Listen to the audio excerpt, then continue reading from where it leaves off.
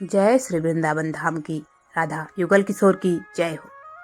एक शिकारी ने शिकार पर तीर चलाया।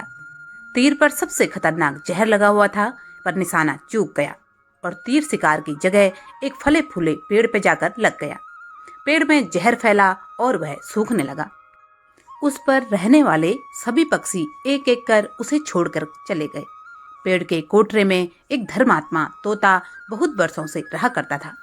तोता पेड़ छोड़कर कहीं नहीं गया, बल्कि अब तो वह ज्यादातर समय पेड़ पर ही रहता। दाना पानी न मिलने से तोता भी सूखकर कांटा हुआ जा रहा था। बात देवराज इंद्र तक पहुंची। मरते वृक्ष के लिए अपने प्राण दे रहे तोते को देखकर इंद्र स्वयं वहां आ गए। धर्मात्मा तोते ने उन्हें पहली नजर में ही पहचान लिया। इंद्रदेव ने कहा, देखो भाई, इस पेड़ पर न पत्ते हैं न फूल फल। अब इसके दोबारा हरे होने की कौन कहे। बचने की भी कोई उम्मीद नहीं है। जंगल में कई ऐसे पेड़ हैं जिनके बड़े बड़े कोटरे पत्तों से ढके हैं। पेड़ फल फूल से भी लदे हुए हैं। वहां से सरोवर भी पास है। तुम इस पेड़ पर क्या कर रहे हो? वहां क्यों नहीं चले जाते? तोते ने जवाब दिया, देवराज, मैं इसी पेड़ पर जन्मा, इसी पर बड़ा हुआ, इसके मीठे फल खाए। इसने मुझे दुश्मनों से कई बार बचाया। इसके साथ मैंने सुख भोगे हैं। आज इस पर बुरा वक्त आया तो मैं अपने सुख के लिए इसे त्याग दूं? जिसके साथ सुख भोगे, दुख भी उसी के साथ भोगूंगा। मुझे इसमें आनंद है। आप देवता होकर भी मुझे ऐसी बुरी सलाह क्यों दे रहे हैं? यह कहकर तोते ने इंद्रदेव को जवाब दिया। तोते की दो टूक सुनकर इंद्रदेव प्रसन्न हुए। बोले, मैं तुमसे प्रसन्न हूँ, कोई वर मांग लो। तोता बोला, मेरे इस प्यारे पेड़ को पहले की तरह हरा भरा कर दीजिए। देवराज ने पेड़ को न सिर्फ अमृत से सींच दिया, बल्कि उस पर अमृत बरसा भी दिया। पेड़ में नई कोपलें फूटने लगी। वह पेड़ पहले की तरह हरा भरा हो गया। उसमें खूब फल भी लग गए। तोता उस पर बहुत दिनों तक रहा। मरने के बाद देवलोक को चला गया। बुरे वक्त में व्यक्ति भावनात्मक रूप से कमजोर हो जाता है। जो उस समय उसका साथ देता है, उसके लिए वह अपने प्राणों की बाजी लगा देता है। किसी के सुख के साथी बनो ना बनो, दुख के साथी जरूर बनो। ऐसे ही एक बार एक कौवा सोचने लगा कि पंछियों में मैं सबसे ज्यादा कुरूप हूँ। ना तो मेरी आवाज अच्छी है, ना ही मेरे पंख सुंदर हैं। मैं काला कलूटा हूँ।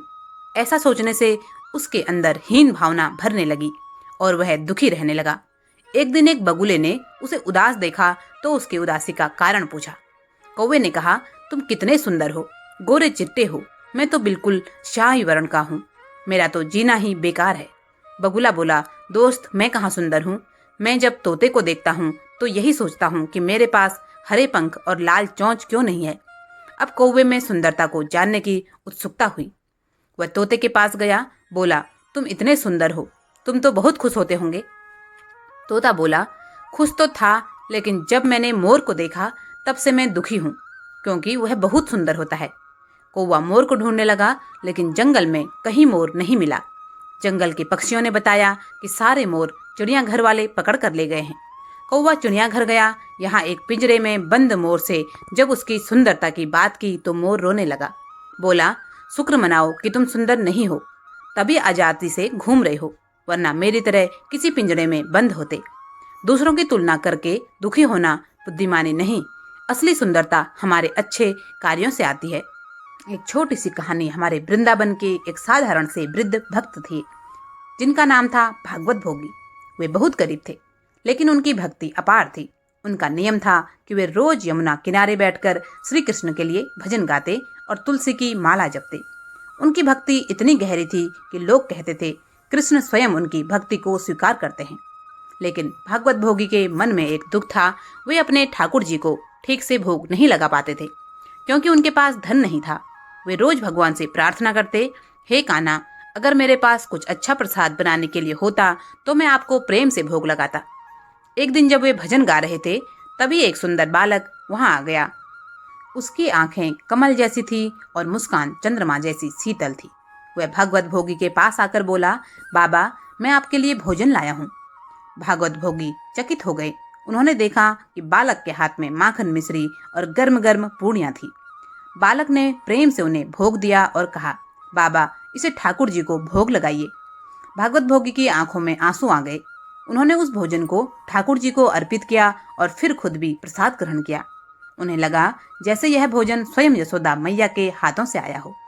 रात को भागवत भोगी को स्वप्न में आया कि श्री कृष्ण स्वयं उनके सामने खड़े थे। उन्होंने मुस्कुराते हुए कहा, बाबा, आज तुम्हारी भक्ति ने मुझे विवश कर दिया। मैं खुद तुम्हें भोजन देने आया था। यह सुनकर भागवत भोगी के नेत्रों से अश्रुधारा बहने लगी। जब वे सुबह उठे तो उनके हृदय में अपार आनंद था।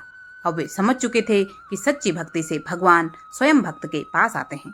भगवान भक्ति के भूखे होते हैं, धन के नहीं। अगर मन में सच्चा प्रेम हो तो भगवान स्वयं उसकी पूर्ति कर देते हैं। जो भक्त बिना स्वार्थ के भक्ति करता है उसे भगवान के साक्षात दर्शन होते हैं।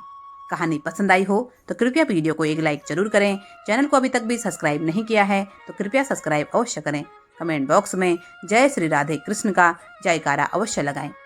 आप सभी का बहुत बहुत धन्यवाद। जय श्री राधे, जय श्री कृष्ण, राधे राधे।